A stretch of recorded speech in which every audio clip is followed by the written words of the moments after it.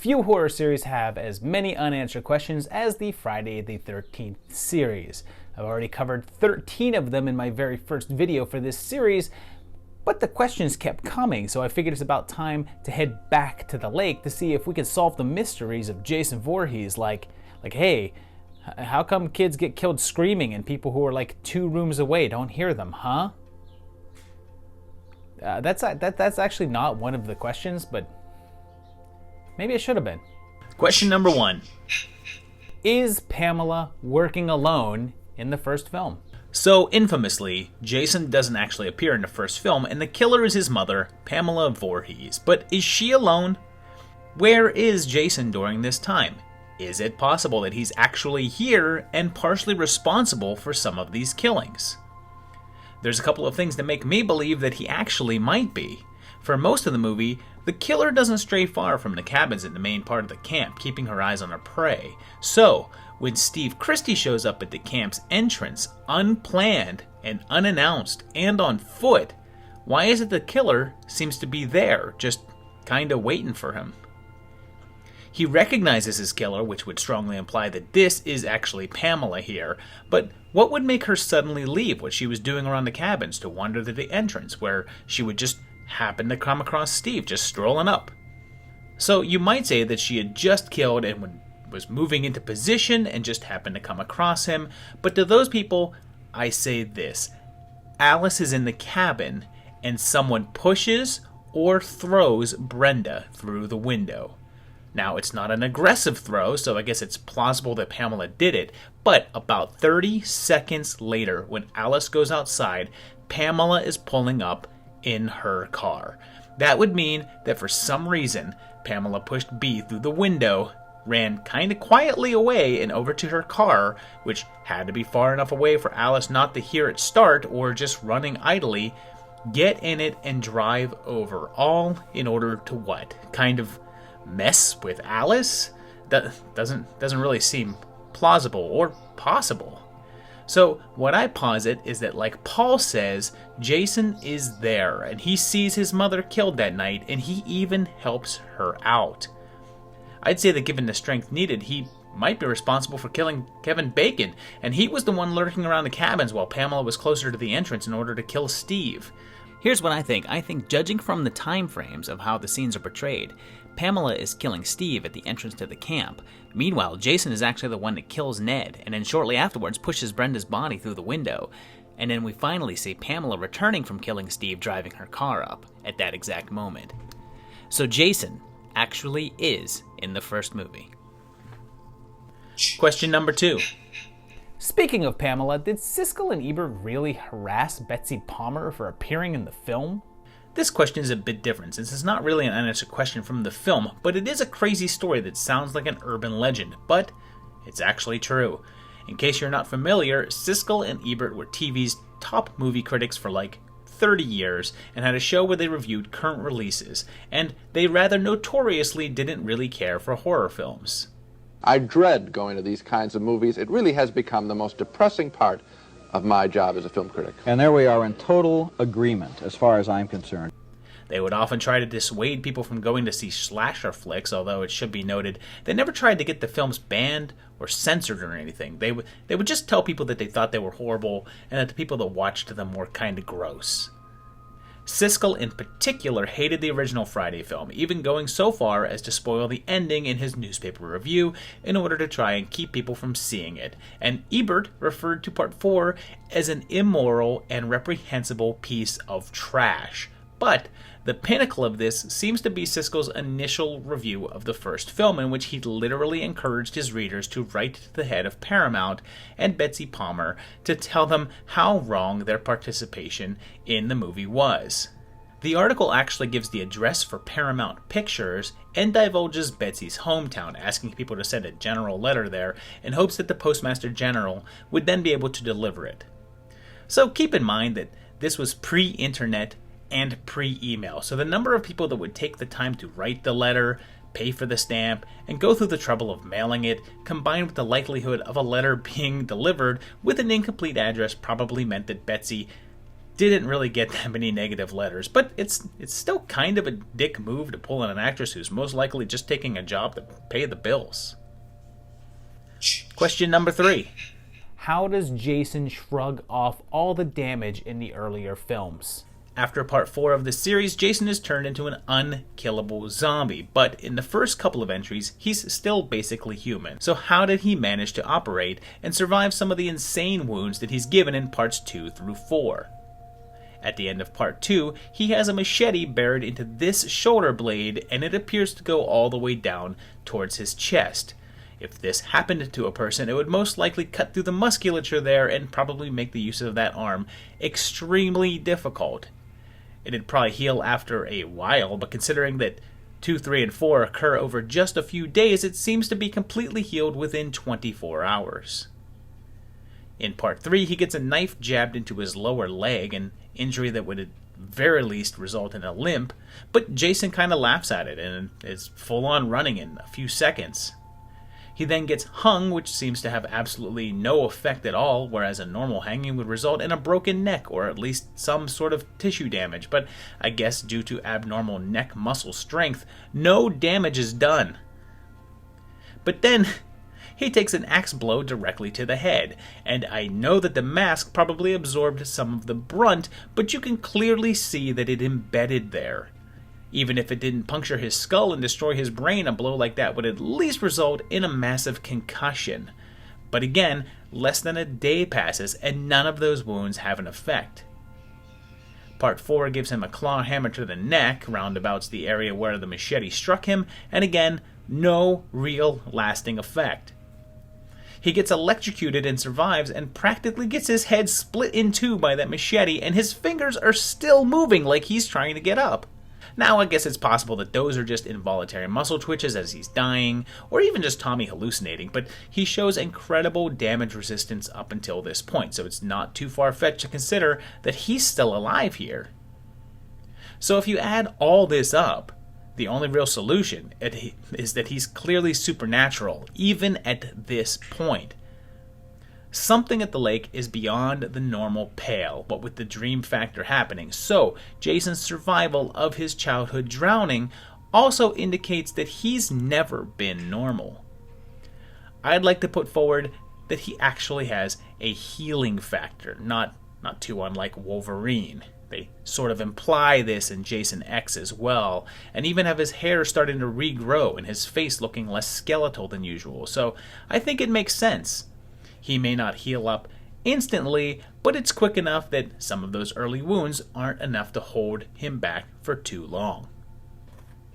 Question number 4. Why does Jason even wear a mask? Seeing Jason without his mask is a bit of a rare sight, but why does he even need one? He clearly doesn't care too much about what people think of him, considering that he literally kills any people that he comes across.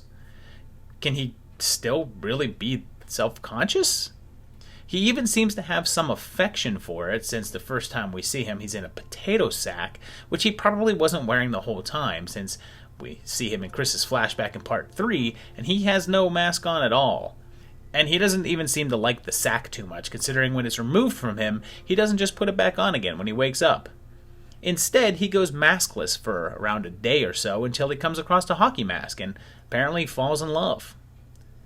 After putting on the goalie gear, there's no turning back, and can I point out that it's weird that the guys in the mortuary in the beginning of part 4 didn't take the mask off? But to be fair, most of the time it's just what's closest. When Tommy brings him back in part 6, he throws the mask at him, so Jason just puts it on. When it's destroyed in part 7, he gets a new one in 8, just because the dude on the boat happened to have the same exact mask there, and that's probably the one that stays on him for the rest of the time, which makes me wonder if he doesn't really care about what kind of mask he has on, just so he has one. I mean, if the guy on the boat had a William Shatner mask, he probably would have just thrown that on instead and thrown all of us for a loop. It's pretty clear, though, that he's fully aware of his horrible appearance. I mean, not only does he lift the mask in part 3 to taunt Chris with his identity, but he does the same thing in part 8 to scare off the punks, although with how crappy he looked in that one, I'm surprised that they didn't just laugh. But all that adds up to the idea that underneath that towering ball of murder is still a fragile little boy who cares about how he looks. Since it's obvious that he doesn't wear the mask because of how others would judge him, since he never really even gives any time for judging before slashy, he wears it for himself. The big guy hates his own appearance and realizes that he's a monster, so he doesn't just wear it for us. He wears it for himself, which is, I guess, kind of progressive of the dude. Question number 5. Does Tommy kill Pam at the ending of part 5? At the end of A New Beginning, after taking care of the psychotic ambulance driver Roy, Tommy is recovering at the local hospital and is haunted by the spirit of Jason. He has a dream in which he murders Pam and then awakes to see Roy's hockey mask in his nearby drawer, which I guess he puts on, and is then seen wielding a large knife about to attack our blonde heroine. But does he actually kill her? We never see her again, and when we next see Tommy, he's still institutionalized, as his friends say that they just broke out of one, and he's seemingly driving her truck. Well, apparently there's one answer in a novelization for part 6, which states that Tommy didn't kill her, and that Pam was able to talk Tommy down, which is a fair answer, considering that we're meant to see Tommy as the hero in part 6, and seems far better adjusted than he did in part 5, so him murdering someone doesn't really fit with that portrayal of him. But I think it actually goes a bit further than that, and I don't even think that the mask and knife are real, and are just a further figment of Tommy's delusion. After all, why would the mask even be in that drawer to begin with? And not only that, but how many hospital rooms have you stayed in that had a kitchen knife nearby? I mean, look at this. This is not standard equipment. If you're in the OR and a doctor comes at you with this thing, he's not taking out your appendix. At least not without taking your intestines along with it. So as much as they wanted to set Tommy up to be the killer moving forward in the series, it seems more likely that Pam's fine, still helping out psychologically challenged people. Somehow, did Pam do anything really? Question number 6. Hey, wasn't Jason cremated? So in part 5, when the local sheriff thinks the killings are the work of Jason Voorhees, the town mayor says that that's not possible because Jason was cremated and his body is ashes. But how can that be true when we know that his body is buried in a cemetery? Real quick, one thing to establish here is that I think that this is the first that we've seen or heard of a mayor. But he's the mayor of wherever Pinehurst is located, and quite a few people think that it's on Crystal Lake. I do not think this, however, and think that Pinehurst may be somewhat near to Crystal Lake, but not in the immediate area, but more likely a few towns over. Evidence towards this is the sheriff, who's different than the sheriff of the Forest Green / Crystal Lake area in the next film, and he's presumably been in his role for a while, so they're clearly 2 different police departments and different jurisdictions. It's also clear that this mayor actually believes that Jason has been cremated, since he's quick to bring it up in order to shoot down any theories of him coming back. Given Jason's propensity for being hard to kill, if he actually knew that Jason was somewhere in a grave, he'd probably entertain the notion a little more, or at least not been so immediately dismissive. But if he were the mayor of Crystal Lake, surely he would know that Jason was not cremated and was in a pretty clearly marked grave in the area. So no, he's not the mayor of Crystal Lake, and Pinehurst is not located there. According to the novelization of Part 3, Pinehurst is actually the name of the county that Crystal Lake is located. Whoever actually is in charge of the Crystal Lake area obviously wanted to dissuade people from treating his gravesite like a tourist spot and simply spread the word that he had been cremated in order to keep people away from the area, and the mayor of the Pinehurst area believed it because there's really no reason not to. And to be honest, there was no reason for Crystal Lake not to actually just cremate the body. I mean, save themselves a bunch of trouble. Just do that. Question number 7. Yeah. About that boat. Oh man, this is a tough one because it shouldn't have an answer, really. The filmmakers themselves say that it's just a mistake and the lake shouldn't really link up to the ocean. Every time we've seen the lake earlier, it's been just that, small town lake. Hell, no one has even been seen motorboating on it. We've just seen some rafts and stuff, and definitely not a cabin cruiser, and for sure, not a damn yacht. One thing that we establish here, one way or the other, is that Camp Crystal Lake is on the East Coast, most likely in the northern region, probably up near Jersey like the original shooting location of the first film. There's evidence from some of the other films to support this as well. And the speed in which they get to New York tells us that. So here's the thing, are we sure that this actually is Crystal Lake here? I mean, this part in the beginning is, with the houseboat, but that size boat on the lake isn't the real issue here, it's this one. My first instinct was that the yacht is not actually in Crystal Lake since they've never concretely said that that's where the ship sails out of, so Crystal Lake is just nearby to the ocean, but they show the houseboat from the intro there, so it's clearly connected somehow. Or is it? Well, I have two answers here, and they're both pretty stupid, but it's clearly a dumb mistake, so it kind of deserves a dumb answer. The first option is that there's a small river that connects Crystal Lake to the ocean harbor. Since we know that the lake really isn't that big, it's probably a small waterway that's not an easy thing to navigate. Then why did the dude in the intro take his boat there? Well, he seemed pretty committed to his Jason scare. I mean, he went out and bought an exact replica mask, including the axe mark, so he risked damaging his boat to navigate it down the tiny river to the lake in order to pull it off.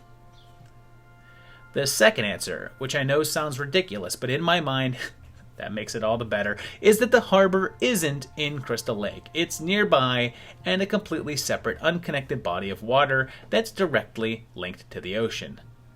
So how did Jason and the houseboat get there? Simple. This is the movie in which Jason gains the ability to teleport. I talked about it in my last Unanswered Questions video, and if you take the video game as any sort of canon, we know that Jason can teleport, and this is the movie in which he seemingly gains that ability. Since he can teleport his clothing and murder weapons along with him, it's not that big of a leap to say that he just teleported himself and the whole damn ship to this other body of water in order to continue his reign of terror. See? Told you it was stupid.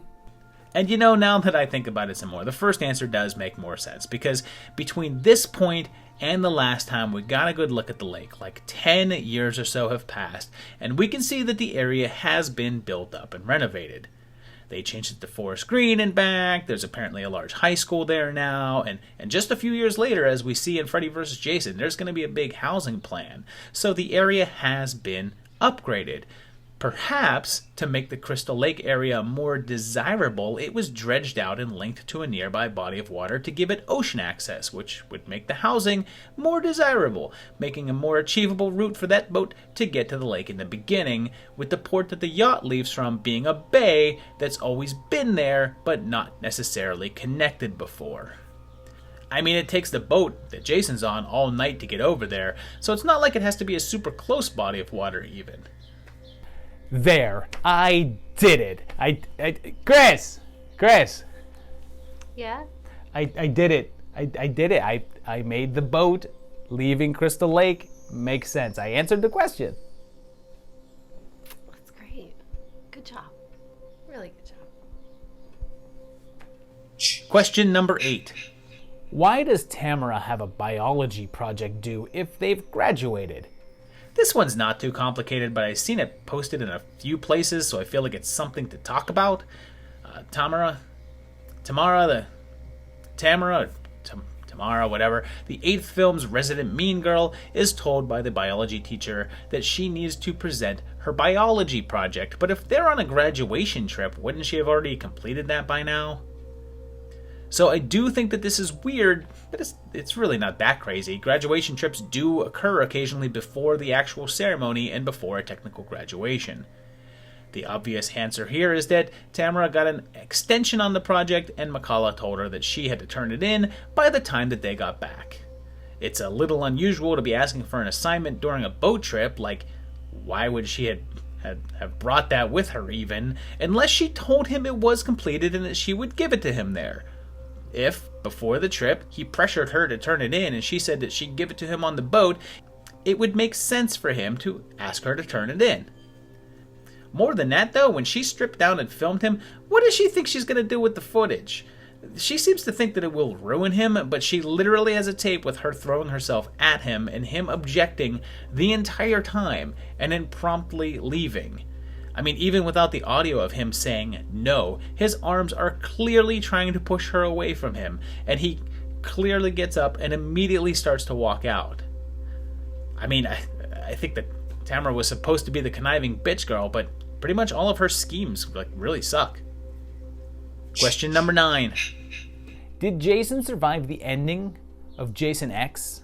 So at the ending of the movie, Jason is being carried by Sergeant Brodsky and burns up in the atmosphere, but the very end shows his mask landing in the water of this Earth-like planet.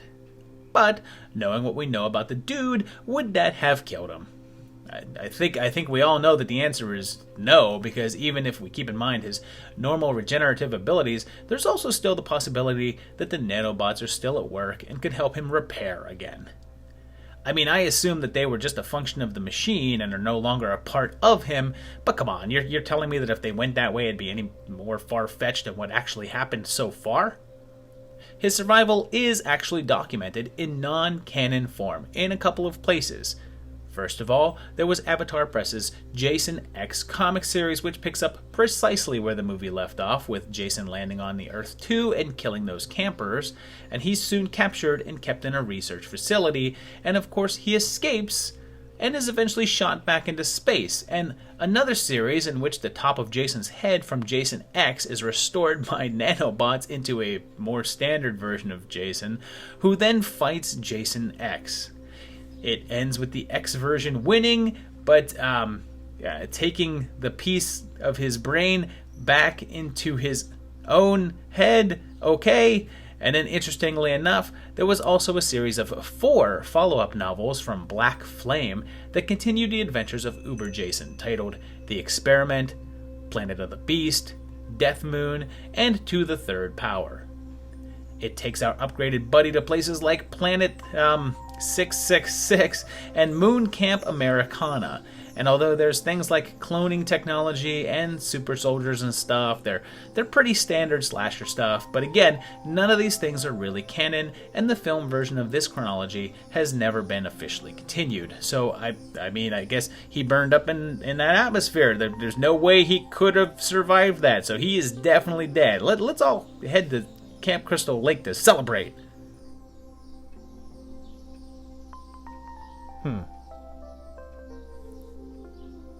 Question number 10. Is Jason really afraid of the water? So in Freddy vs. Jason, in the dream world, Freddy discovers that Jason is afraid of water, and his fear is so great that Jason is actually afraid to even cross it in order to get to the Krugs. But considering this is like 11 movies in, does that make any sense? I know lots of Jason fans particularly hate this plot element, but I think it actually does. First, let's take a look at what we know.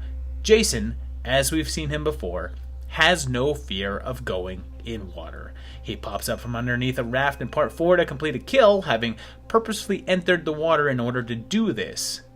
At the ending of part 6, in order to get to Tommy, he willingly walks into the water with no reservations about doing so. In part 7, he goes into the lake in order to attack a skinny dipper, and there's more too, but even just those 3 examples show that Jason has no standard water fear. But here's the thing. Think about where they are. They're in the dream world, Jason's dream world, in his subconscious. This fear of water is just a visual representation of Jason's subconscious memory of the way that he, quote, died. Somewhere, deep in what passes for Jason's brain, he remembers being a helpless little boy. And let's face it, Jason isn't completely helpless against many things. This has clearly been stored away somewhere in his lizard brain and part of his mental makeup, and Freddy happened to dip into it enough to be able to exploit it. I imagine if he had tried this in the real world, it would not have had the same effect, but in terms of a battle in the dream realm surrounded by Jason's subconscious mind, it totally works. Question number 11. Whose weed is that in a remake? You know, the remake is pretty divisive in that most fans absolutely hate it, but there's a contingent that love it, and quite a few that just think it's pretty forgettable, and, well, meh. Some of the more contentious elements are the whole Jason taking hostages thing and the underground tunnels, which feels more like a Leatherface plot point than a Jason one, but people often overlook the most bizarre element of all in the remake, and that's that Jason could be a weed farmer. The kids in the beginning are there in search of the legendary weed farm in the area and are killed quickly after finding it. And the hillbilly in the machine shop is only killed after offering to sell some weed to our heroes, claiming that he found it. So did he steal it? And is this why Jason kills him? Apparently, a lot of people think that the weed belongs to Jason and he simply barters it, and there's plenty of articles and discussions about it online. So many, in fact, that one of the screenwriters, Mark Swift, said that one of the things that he changed was making it so that people didn't think Jason was a weed farmer. And note the wording that he uses there. People think that Jason was a weed farmer. He doesn't regret making Jason a weed farmer because the weed isn't Jason's, it's Donnie's. Donnie is an employee of a nearby farm, and he's the one that offers to sell the weed and claims that he found it. But he didn't find it, he planted it on Jason's turf, which obviously pisses off Jason. I put forth that Jason was unaware of the herb that was on his land and only found out about it because of the campers finding it in the beginning, tipping him off.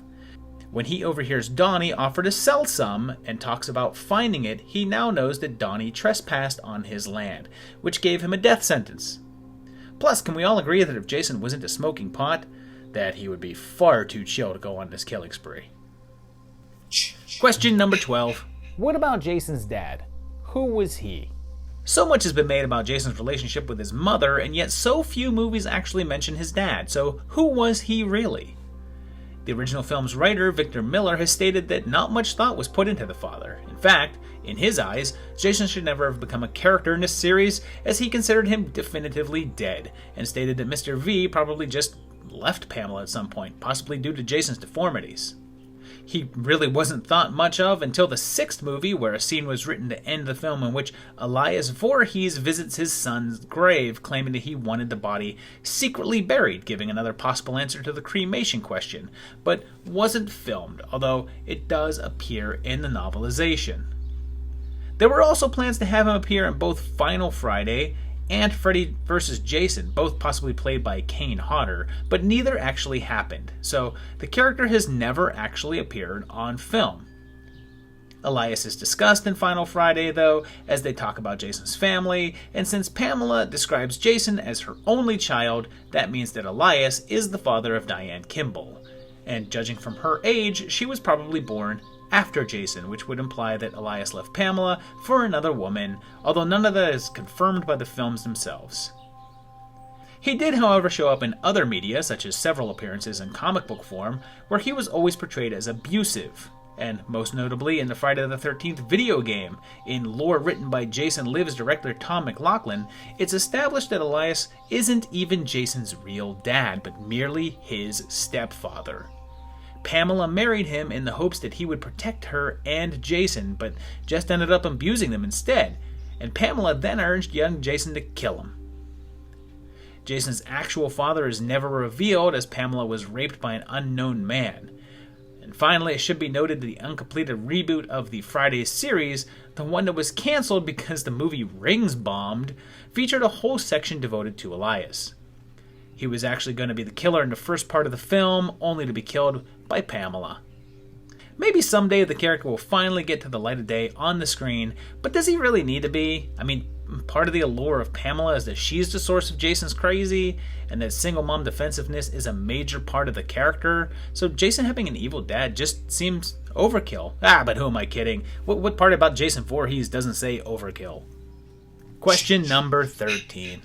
Is Jason a deadite? So this one comes up like a lot, mainly because of the Necronomicon showing up in the Final Friday at the Voorhees house. The speculation is that Pamela used the book to bring Jason back as a deadite, and I think that the answer is very clear if you've watched the Evil Dead movies, and no, Jason is not a deadite. Deadites are very obviously human beings that are possessed by evil spirits taking over their bodies and having fun.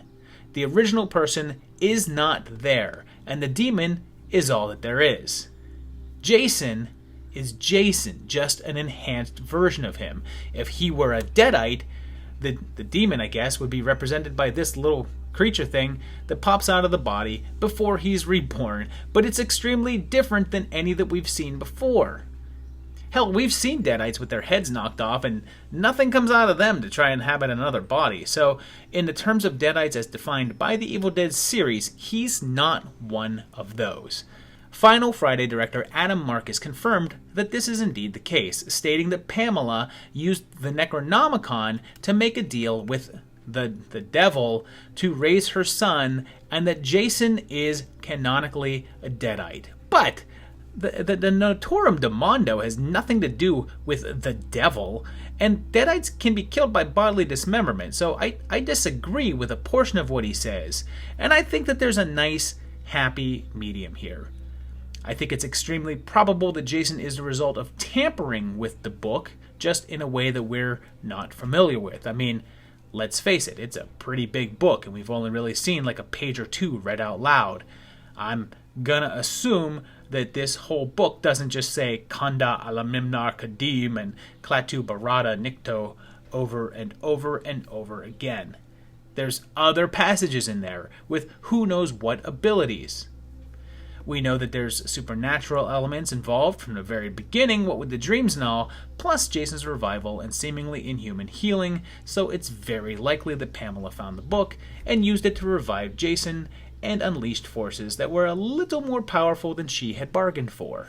Plus, we now know that if we're in a shared continuity with the Evil Dead universe, some of those whole timeline inconsistencies can be smoothed over by some of Ash's time travel shenanigans. So I don't know, maybe I'll have to go back and redo my timeline video again, and every time there's some sort of weird inconsistency with it, I can just say, oh yeah, Ash time traveled and messed with the past, and this was the resulting divergent timeline.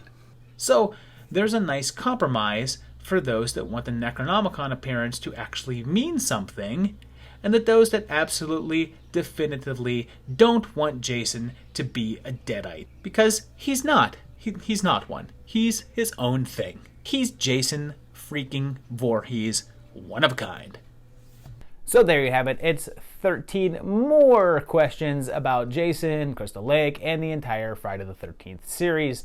I thought there was some pretty interesting stuff in here. I'm sure there's probably 13 more in this series. This series has a lot of things that don't make sense that somebody needs to answer. And that person apparently is always going to be me. If you enjoyed these questions and the answers, let me know down in the comments. If you have any other questions that the series has brought up for you, or if you have any other answers for these questions, or if you just want to call me out on some BS, go ahead and do it down below. I know you will.